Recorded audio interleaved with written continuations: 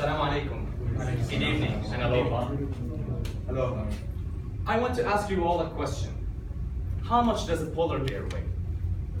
Before I answer that, allow me to formally introduce myself and give you my story. My name is Hussam Zaaim, and I'm a senior supply chain management student in the Dammam Community College. Actually, I have a combination name. My actual first name, or let me say names, is Muhammad Hussam, but please don't call me anything but Hussam because I may not answer you. Anyway, I'm a Syrian national. My dad's from Damascus and my mom's from Homs. I was born in Homs though, so despite what my whole family is saying, I'm Homsi.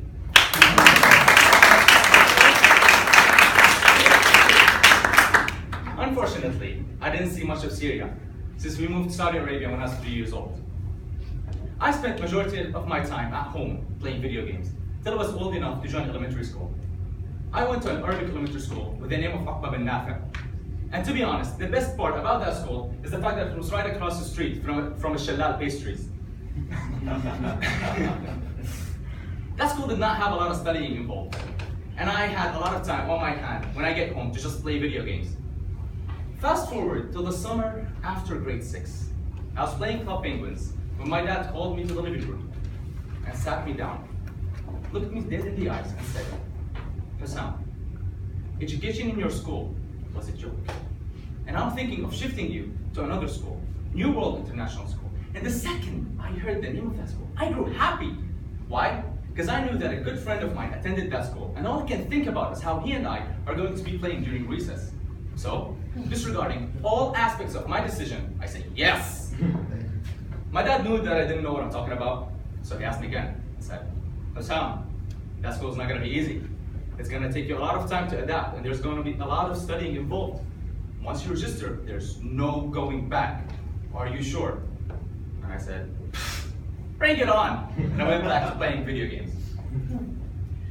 Whew, grade 7. What can I tell you about grade 7?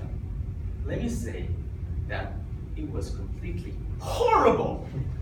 I was put into an English environment which was completely different from the one I was used to. I remember that it took me 3 whole days to come up with a way of asking the teacher to let me use the restroom. And I remember on that day, I got back home with tears running down my cheeks as I tell my mother about the great achievement that I had done. But alas, that year did not go with only happy tears. There were a lot of sad tears as well. You see, my mother could not speak English, and I had to wait till my dad to get back from work so he can study. He'd get back at around 8 to 9 p.m. at night. And when he does, I bring all 17,000 of my books, and we start going through them one by one in order to understand what went on during the day. He also had to register me with a private English teacher for me to start developing the language. I remember that I set a goal for myself for me to speak the language fluently by the end of the year, and oh boy did I achieve it. Well, almost. I was able to put together sentences and deliver them in the most broken English form ever. But hey, it worked.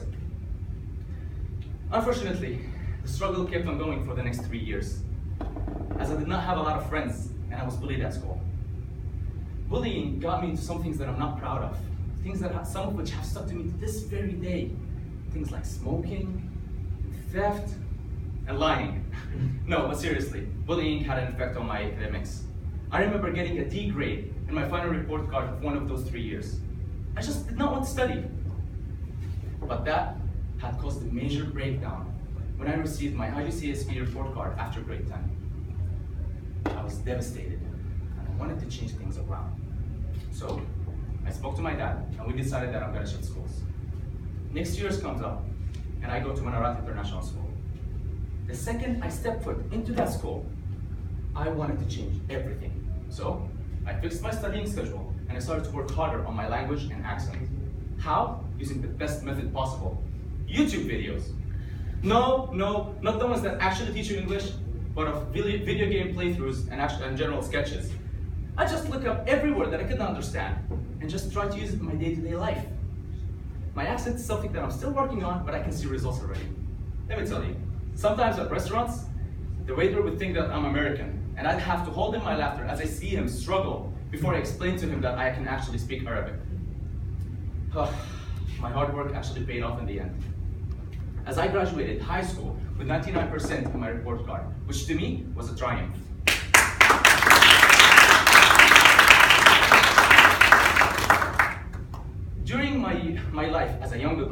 I have met many people that had influenced me directly or indirectly. For example, I've met somebody, a friend of mine, online, and I found out that they were suffering from severe depression. I tried to help them as much as I could, and to be honest, not so long ago, they messaged me and told me that I actually helped them change their mind about committing suicide. That hit me hard.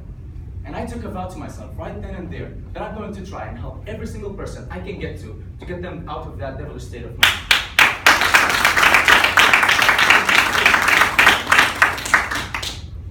So, to answer the question that I asked in the very beginning, how much does a polar bear weigh?